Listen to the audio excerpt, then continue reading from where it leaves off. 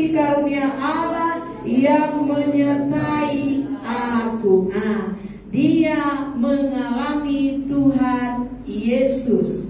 Ini basic awalnya, dia bisa bertobat. Dia ini kan maksudnya dia itu bukan orang jahat. Rasul Paulus ini orang yang baik, orang yang taat beragama, beribadah, berkhotbah, berkorban, mengajar.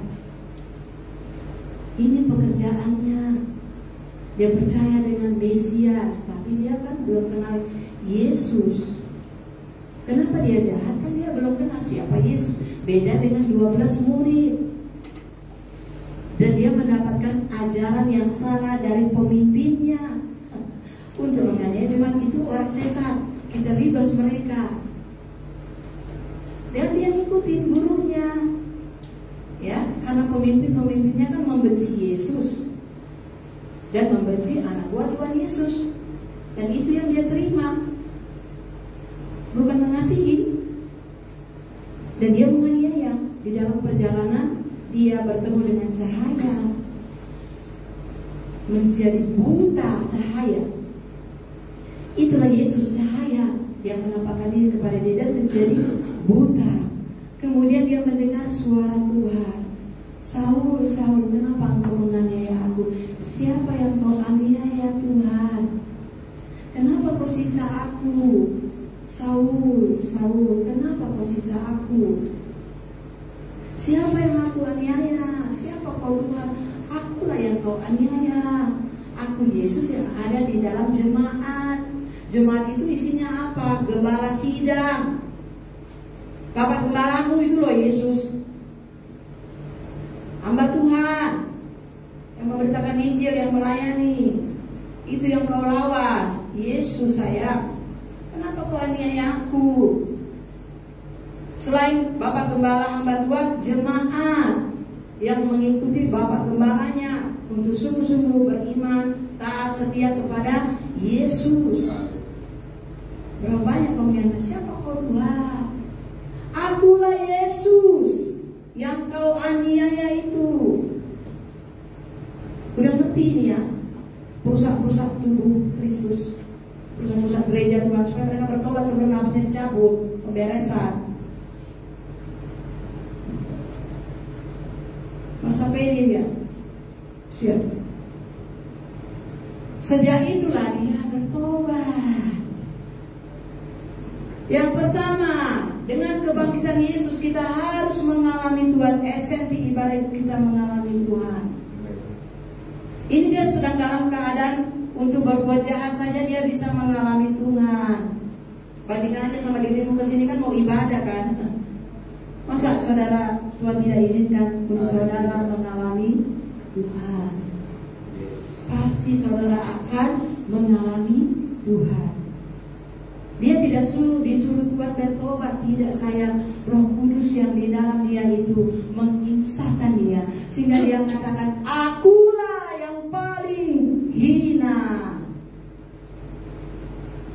Kan kalau Roh Kudus sudah di dalam, dia katakan, akulah yang paling hina. Yang lain gak pernah merusak, mengganggu jemaat. Aku ini kan menganiaya jemaat. Jadi dia katakan, akulah yang paling hina, tapi aku ditangkap Tuhan. Yang pertama, mengalami Tuhan. Katakan mengalami Tuhan.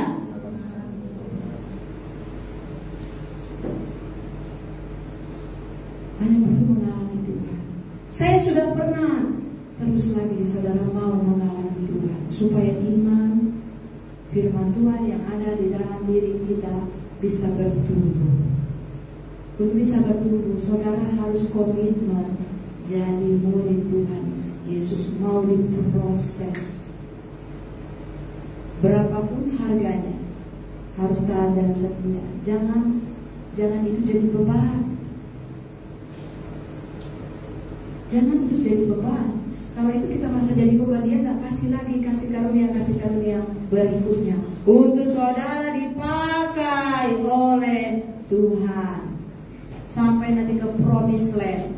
Setelah mengalami Tuhan, murid-murid Yesus itu yang pertama saya sudah mengalami Tuhan, bertemu dengan Yesus, bersahabat dengan Yesus, melayani melayani bersama Yesus, melayani bersama teman-teman Yesus. Itu murid-murid ya. Satu tim yang tidak mengundurkan diri, kaum perempuan dengan 12 murid, dengan 120 murid. Mereka satu kampung bentong sayang. Dapat ya pembagian ini? Sama-sama mereka. Yang lainnya mengundurkan diri dari Yesus, melayani Yesus, ikut Yesus, mereka tidak. Itu sampai matinya Yesus. Makanya waktu mereka nggak ngerti firman Tuhan, Yesus buka pikiran mereka. Setelah itu, ya fasenya mereka mengenal Yesus, percaya Yesus, melayani bersama Yesus. Dari rumah ke rumah, kota ke kota untuk menginjil KKR ibadah. Mereka tinggalkan semuanya. Demikian juga perempuan-perempuan itu. Ya, itu pegawai-pegawai kerajaan, setara dengan menteri keuangan, itu perempuan. Jadi murid Yesus, melayani Yesus. Setelah itu, waktu Yesus mati dan bangkit, mereka masih ada. Yesus naik ke surga, mereka masih ada.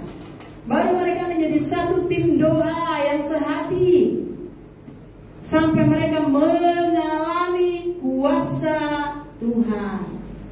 Itu dua fase saja tuh, saudara. Yang pertama, mengalami Tuhan, hidup mereka diubahkan. Kita mengalami Tuhan, hidup kita diubahkan total. Bukan menjadi lebih jahat, pasti lebih baik. Bukan menjadi lebih lemah, tapi lebih kuat. Bukan menjadi lebih berdosa, tapi lebih taat dan setia. Rasul Paulus kan seperti itu.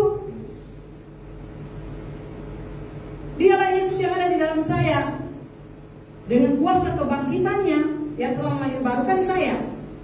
Sama, kalau Yesus yang benar yang ada di dalam saudara, pasti itu. Yang kedua, mereka mengalami kuasa Tuhan. Lalu mereka jadi saksinya Tuhan Yesus